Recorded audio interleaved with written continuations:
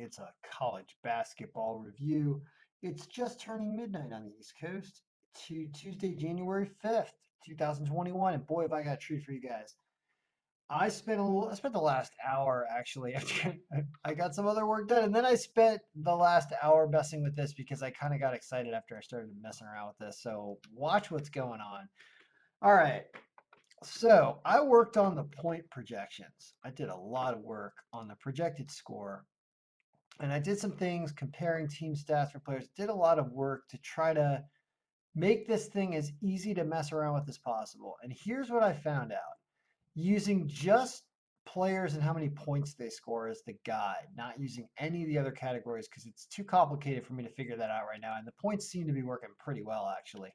Using that, uh, and also using the amount of points the team generally scores during the game and the comparison to the other team, I'm coming up with some reasonable projected scores. All right, they're not all perfect, but the ranges are getting better and it's looking like something. And the reason why I know this is because there was another problem we were having, which is like on the day of on Monday here with the 13 games that we had in here. I was saying that down here, these away teams with low margins are losing. And voila, what happened? All of these actually, even above 8%, even Wyoming, it's they all lose, right? Every single one of them loses except for West Virginia. West Virginia wins against Oklahoma State, and they're also a pretty strong team though. But Maryland loses to Indiana. Everybody loses on the road down there. Okay, not all the teams won on the spread the other side, but I'm going to get into that in a second here. So I was like, well, why is this happening? It's because they're away. It's because they're not home. So I added something called a home bump. The home bump is something I did last year and it worked out. And I don't know why I waited this long this year to do it because it was obvious, but the home bump is going to make this thing look smarter. What it's going to do is it's going to add the percentage to the power strength of the home team, whatever we put here, and it's going to subtract the same percentage away from the away team. So if we wanted to snag these up to here to this Wyoming game, if you put in 4.5%, watch what happens. Bam, all of a sudden we're 9-5, and we looks like Wyoming doesn't get done. Maybe I didn't subtract out the other way. Oh, I think I might have to fix that. Wait a minute. Hold on a second. The bump is supposed to plus H bump and minus H bump.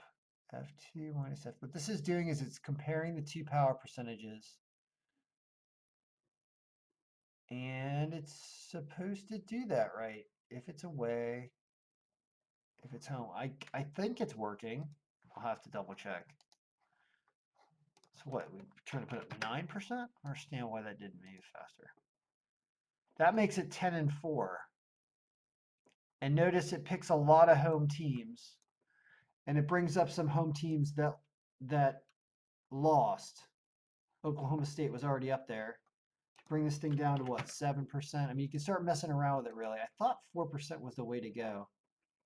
But you want to get like all this out of here, right? I mean, this is the best record. It's 10-4, and the spread is 8-6.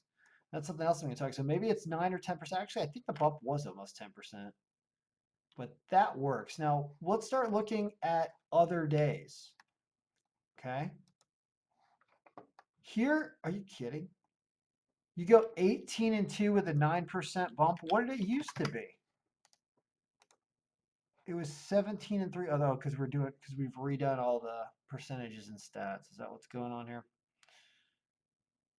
I guess so. 51-17, 39-29. All right, we're back formulating everything, but I think it's reasonably working. Interesting. So these are not the actual predictions we had. I've reprogrammed everything with the new formula. So this is what it would have been going back in time. So it wasn't actually that good. But all right. So if we do that, then the way you're supposed to look at this is you're supposed to filter by spread cover being greater than 0. Okay. And this is going to show you the games that you're supposed to take on the spread that the team, where it also thinks the team is going to win as well. And you see that you get something like 4-4 here. You got to watch out for these underdogs away. Oh no, we need to put the bump back in there. Sorry, put the 9% bump back in there. We're talking about. That's what happens. Yeah, you go 5-2. See, that's the way you do it. All right, I'm gonna leave it like this. I know that sounded really complicated and looked really weird, but I just did. But I'm gonna leave it like this, and I'm gonna show you what like this is the look, the filter that's gonna be on when we browse games when we want to find the best games of the day. And the reason why I say that is what this is supposed to do is it's supposed to say top down. We think the spread cover is positive, meaning the projected score is predicting we think the team's going to cover the spread, and also the margin is good, meaning the team's supposed to win anyway. So, and it's always supposed to be this team on the left. We're not supposed to, flip it at the bottom and say it's the other team. So we're not supposed to do that anymore. That's what the bump is for. So you would have been, so in previous days, you would have been 12-1 on the money line with these teams. My goodness. And 7-6 on the spread line. Day before, 38-11 on the money line, 33-16 on the spread. Are you kidding? Wow, I know it's back program, but still. 8-6, 7-7, 6-2, 5-3. I'm liking what I'm seeing here. This is good. So it means the point projections are. Here's why I like it, even though it's not real and we didn't actually do that well. But here's why I like it and why I'm excited to see wins like that, meaning with a formula-based solution of how I did this score that compares players that are playing and their active stats, active points at least.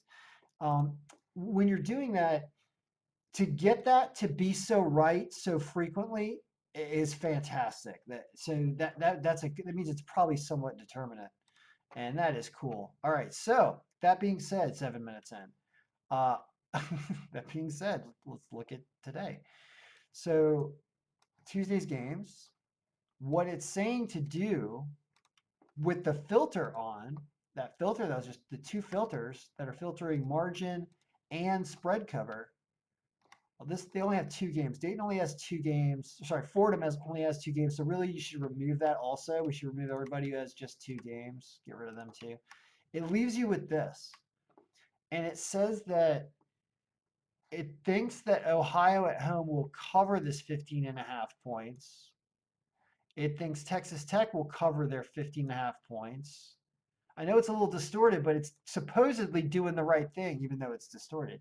Thinks Kent State gets a 1.5 and is supposed to beat Toledo at home. That looks like the pick of the day. I thought they're only -102. Connecticut is away at Marquette and the margin is low, but point projections like them, but there's only 5 games. So I can see some problems in here, but that Kent State pick looks very good because they are at home. And the 2 other ones, it wants them to cover the spread. Well, now let's open up everything again real quick and look at all the games.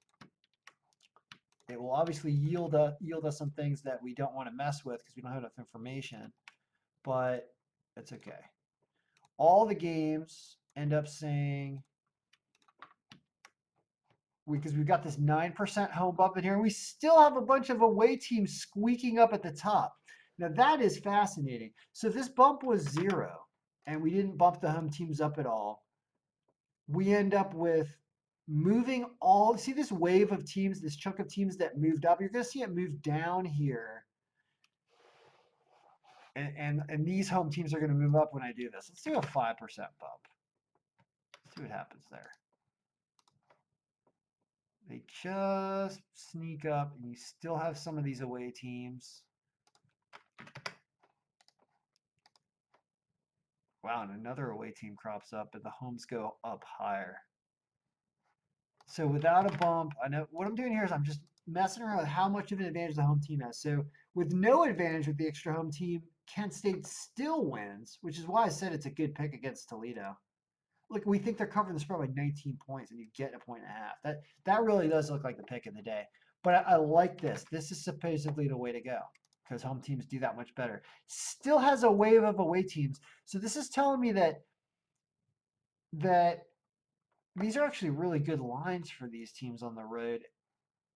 5-4 in 6 games. So maybe that's a reason to stay away from these two. Actually, not enough games, and a reason to stay away from.